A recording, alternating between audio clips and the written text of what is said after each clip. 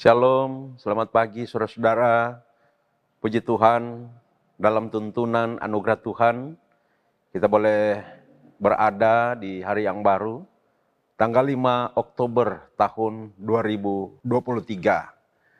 Tuhan sudah menjagai kita dalam peristirahatan kita di malam yang sudah lewat, dan bangun di pagi ini dengan tubuh yang sehat, kuat yang baru. Lalu kita akan menghadapi segala tugas, pekerjaan, dan berbagai aktivitas kita sepanjang hari ini. Tetapi sebagai orang percaya kita selalu mengawali segala aktivitas dan pekerjaan kita dengan datang pada hadirat Tuhan. Maka mari kita mempersiapkan diri masuk dalam hadirat Tuhan untuk menaikkan doa-doa kita, tetapi sebelumnya sejenak memikirkan kebenaran firman Tuhan. Sebelumnya mari kita berdoa. Tuhan, kami bersyukur untuk penyertaan-Mu bagi kami dalam peristirahatan yang sudah lewat, di malam yang sudah berlalu. Lalu kami bangun di pagi ini dengan tubuh sehat, kuat yang baru. Engkau Tuhan yang tak pernah ingkar janji, yang senantiasa menyertai, menjagai, melindungi, memberkati kami. Sehingga ketika kami menghadapi hari baru, dengan menyadari akan kebaikan-kebaikan dan janji-janji Tuhan itu, maka kami sangat bersukacita dan begitu optimis untuk menjalani hari ini Tuhan. Nah, kami akan membaca dan memikirkan firman Tuhan, karena kami rindu, makin hari kami makin mengenal isi hati Tuhan, bertumbuh di dalam kebenaran-kebenaran firman Tuhan dan hidup di dalamnya. Dan karena itu Roh Kudus mari bimbing kami untuk mengerti, memahami, dan memberlakukan firman Tuhan di dalam kehidupan kami. Berfirmanlah Tuhan, kami menyambutnya, di dalam nama Tuhan Yesus kami berdoa. Amin. Saudara-saudara, ada dua ayat yang menjadi agenda bacaan harian kita di saat ini, yaitu dari Lukas 10 ayat 31 sampai 32. Lukas 10 ayat 31 sampai 32 berkata demikian. Kebetulan ada seorang imam turun melalui jalan itu. Ia melihat orang itu, tetapi ia melewatinya dari seberang jalan. Demikian juga seorang Lewi datang ke tempat itu. Ketika ia melihat orang itu, ia melewatinya dari seberang jalan. Saudara-saudara yang saya kasihi dalam Tuhan kita Yesus Kristus.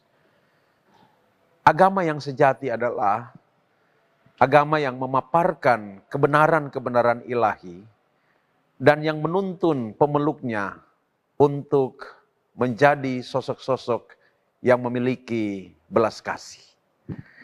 Jadi apabila seorang penganut agama itu, dia hanya sampai pada konsep-konsep pengetahuan-pengetahuan tentang kebenaran, setinggi apapun konsep pengetahuannya tentang kebenaran, tetapi dia tidak memiliki satu karakter dan perilaku hidup yang berbelas kasih terhadap sesama manusia, maka sebenarnya dia belum menjadi seorang pemeluk agama yang sejati.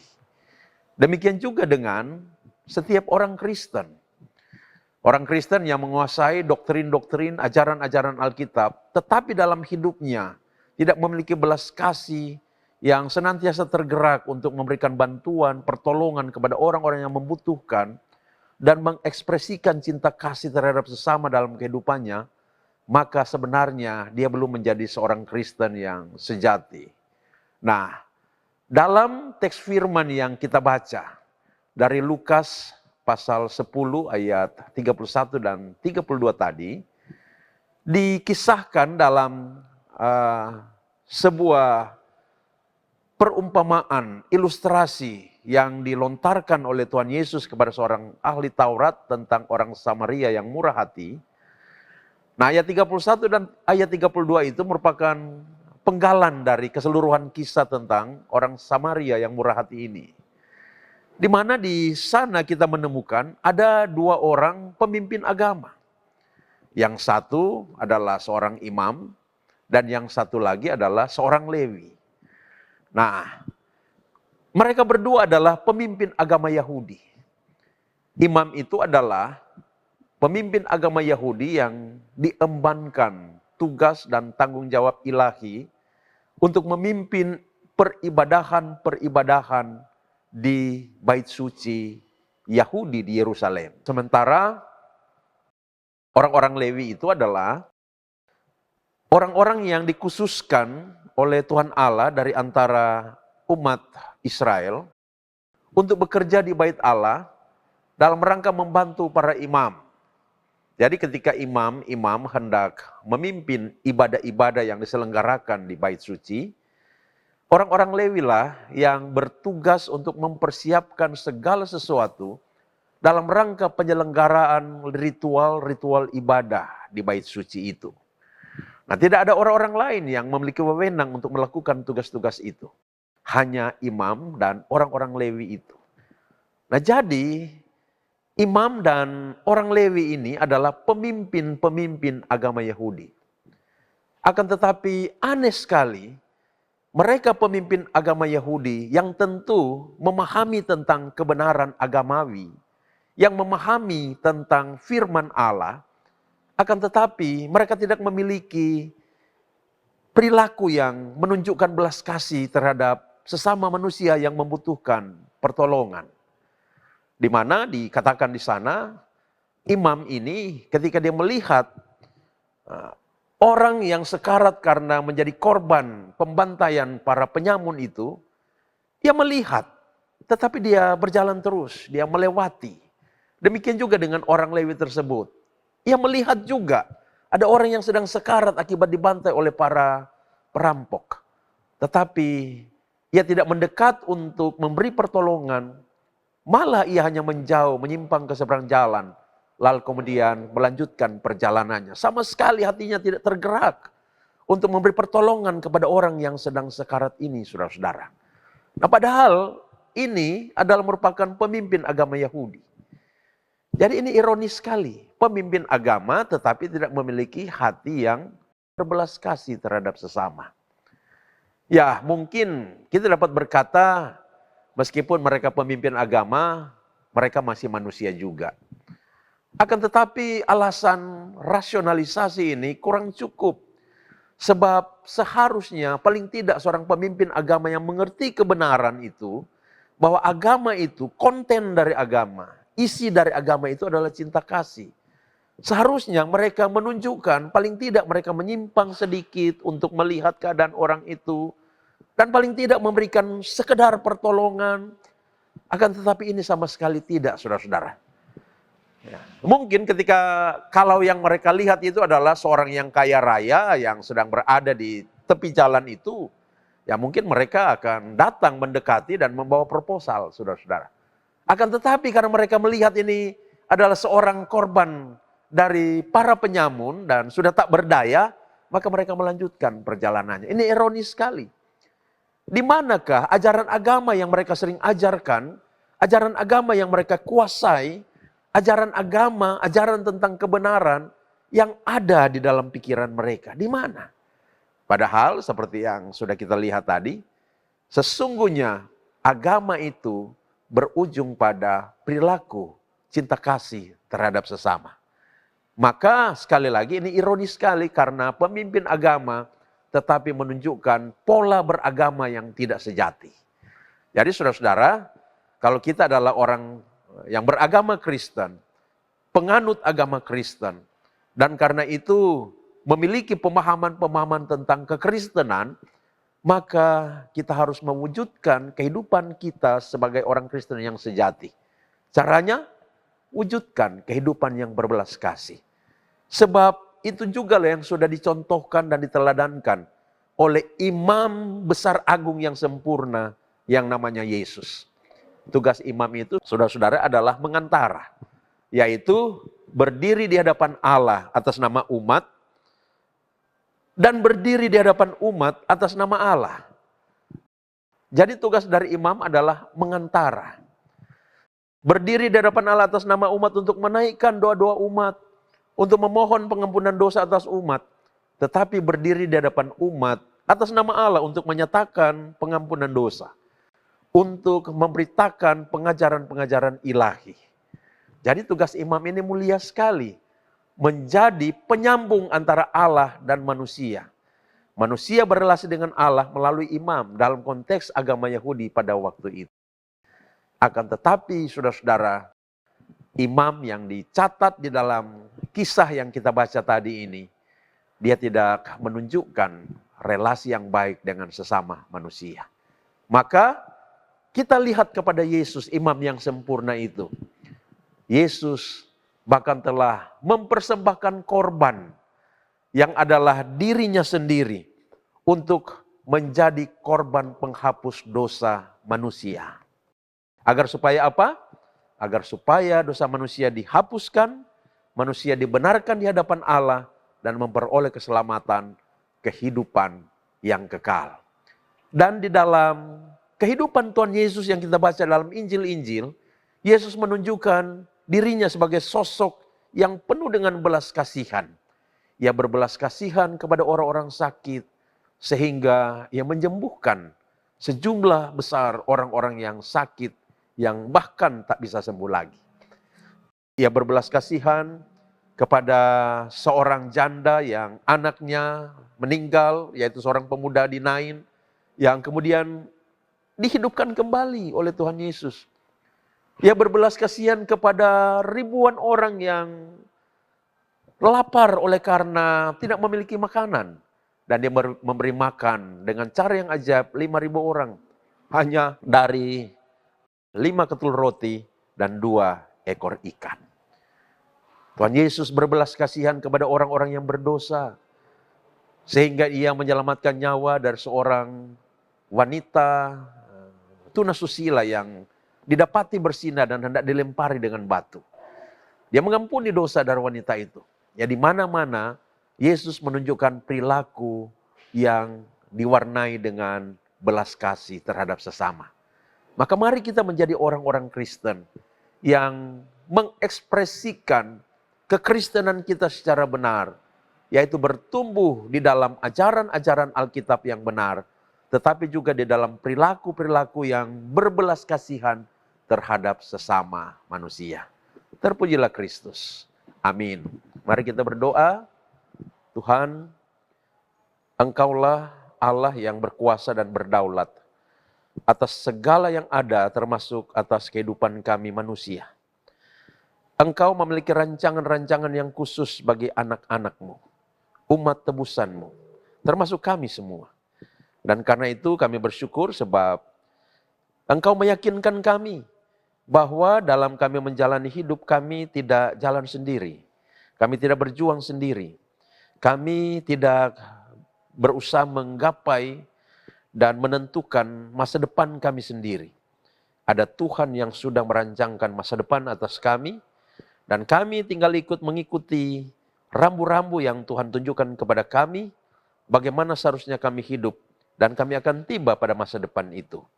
Maka ketika kami telah memasuki hari yang baru, hari yang kelima di bulan Oktober ini, kami mempertaruhkan kehidupan kami sekeluarga hanya ke dalam tangan anugerah-Mu Tuhan.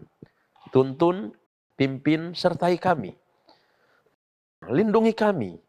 Tudungi kami dengan kuasa darah Yesus. Jauhkan kami sekeluarga, suami, istri, anak-anak, seisi rumah. Kami semua Tuhan. Dijauhkan kiranya dari segala macam mara bahaya, malapetaka, kecelakaan, sakit penyakit, dan dari segala yang jahat, dari segala kesialan, dari segala kemalangan, dijauhkan. Tetapi kiranya keadaan-keadaan yang baik, yang diberkati oleh Tuhan, kesehatan yang terbaik, kekuatan yang prima, juga hasil-hasil yang kami damba-dambakan dari usaha kerja kami, dari pencarian nafkah kami, dapat kami terima oleh karena Tuhan membukakan pintu-pintu berkat dan mengalirkan berkat-berkat kepada kami untuk mencukupkan kebutuhan hidup kami sehari-hari. Terima kasih Tuhan, kami hanya mengandalkan Engkau sebagai satu-satunya Tuhan kami, Gembala kami yang sempurna. Ke dalam tangan-Mu kami pertaruhkan kehidupan kami, seisi keluarga kami Tuhan. Dan terlebih kami mohon, Tuhan mampukan kami dalam segala aktivitas kami, interaksi-interaksi kami. komunikasi kami dengan sejumlah orang dan siapa saja Tuhan. Saat kami berinteraksi dan berkomunikasi, Engkau mampukan kami untuk selalu mengingat kehendak Tuhan dan mendasari kehendak Tuhan. Segala interaksi dan komunikasi kami itu pada kehendak Tuhan, supaya kami tidak melakukan hal-hal yang bersalah, berdosa, hal-hal yang jahat, hal-hal yang tidak dikehendaki oleh Tuhan. Agar supaya setiap interaksi boleh menghasilkan relasi-relasi yang baik antara kami, suami istri, orang tua, anak-anak, dan bahkan dengan siapa saja yang kami jumpai, yang kami berinteraksi dengannya. Terima kasih Tuhan, beri hikmat kepada kami, beri pengetahuan kepada kami. Dalam kami bekerja, dalam kami melaksanakan tugas-tugas kami. Juga dalam anak-anak kami berjuang dalam studi, baik di sekolah dasar, sekolah menengah, di perguruan tinggi, dan bahkan anak-anak kami mungkin ada yang sedang studi lanjut atau sedang bekerja. Beri hikmat kepada mereka untuk sukses, berhasil dalam perjuangan-perjuangan mereka.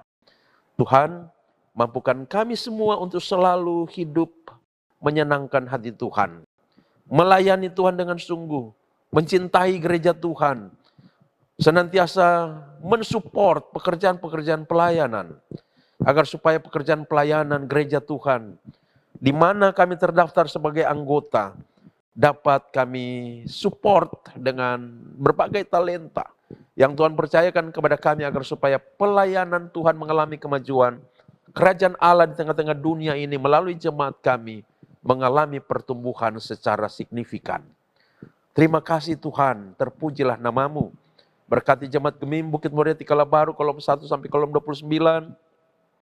Berkati para lansia, berkati para suami istri, berkati semua pelayan khusus, berkati badan pekerja majelis jemaat, berkati ketua badan pekerja majelis jemaat, Bapak Pendeta Henry Mekidenga, agar dalam kepemimpinannya jemaatmu ini boleh lancar dalam melaksanakan tugas panggilan pelayanan dan bahkan mengalami kemajuan dalam pekerjaan-pekerjaan pelayanan yang pada gilirannya membawa dampak kemajuan bagi kehidupan beriman jemaat. Tuhan, kami berdoa khusus untuk kegiatan pembangunan Wale Bukit Muria Tikala Baru. Tuhan berkati agar supaya proyek ini berjalan dengan lancar. Rencana bulan November akan diresmikan. Kiranya Tuhan tolong supaya kerinduan kami sebagai jemaat untuk pembangunan Wale Bumotik itu diresmikan pada bulan November ini dapat terwujud Tuhan.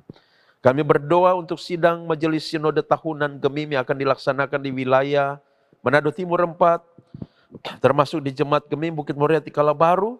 Tuhan berkati semua persiapannya, Tuhan berhikmat kepada panitia pelaksananya, agar supaya pelaksananya sungguh tersiapkan dengan baik dan dapat terrealisasi sesuai dengan harapan, dan semuanya kiranya menjadi sebuah persembahan bagi hormat dan kemuliaan akan nama Tuhan. Terima kasih Tuhan, berkati badan pekerja Majelis Sinode, Pendeta Dr. Hein Arina dan semua unsur BPMS Gemim, agar supaya senantiasa dipenuhi dengan kuasa Roh Kudus dan roh hikmat pengetahuan dari sorga turun senantiasa atas mereka, dalam mereka memimpin pelaksanaan pelayanan di gereja Masih Injili di Minahasa yang Tuhan sudah tempatkan di tengah-tengah dunia ini. Terima kasih Tuhan, semua orang yang membutuhkan pertolongan Tuhan berkati. Mereka yang sedang dalam pergumulan sakit, sehingga harus dirawat di rumah sakit, ataupun mereka yang sakit dan sedang rawat jalan dan karena itu harus sering berada di rumah. Kami berdoa di dalam nama Tuhan Yesus, Tuhan ulurkan tangan yang berlubang paku dan penuh kuasa itu menjamah mereka satu demi satu di tempat-tempat mereka, mengalirkan kuasa pemulihan yang hebat di dalam tubuh mereka, mengenyahkan sakit penyakit yang mereka derita, dan memulihkan organ-organ tubuh yang terganggu, sehingga di dalam nama Tuhan Yesus, kesembuhan dari sorga turun dan terjadi atas mereka. Mereka yang dalam pergumulan apapun, Tuhan tolong berjalan keluar agar supaya mereka mengalami kelepasan. Tuhan, kami bawa setiap warga jemaat yang berhari ulang tahun di hari ini, baik hari ulang tahun pribadi maupun hari ulang tahun pernikahan. Tuhan yang tuntun mereka hingga tiba pada titik bilangan usia yang baru. Dan Tuhan jugalah yang kiranya akan terus menuntun dan memelihara perjalanan hidup mereka di tahun usia yang baru ini. Dan bahkan di tahun-tahun ke depan yang Tuhan bentangkan bagi mereka. Terima kasih Tuhan, terpujilah namamu. Ini doa kami, syukur dan permohonan kami yang kami naikkan. Beralaskan iman kepada Tuhan Yesus Kristus, Juru Selamat kami yang hidup. Haleluya. Amin. Demikian saudara-saudara sekalian untuk renungan harian keluarga edisi 5 Oktober tahun 2023 ini. Oh ya, saya ingat, setahu saya 5 Oktober adalah tanggal hari ulang tahun Tentara Indonesia, ya, Tentara Nasional Indonesia. Oleh sebab itu perkenankan kami untuk mengucapkan happy anniversary, selamat hari ulang tahun bagi Tentara Nasional Indonesia. Kiranya semakin maju, semakin mantap, dan semakin menjadi pelindung bagi bangsa, negara, dan rakyat Republik Indonesia. Tuhan memberkati. Selamat pagi, shalom.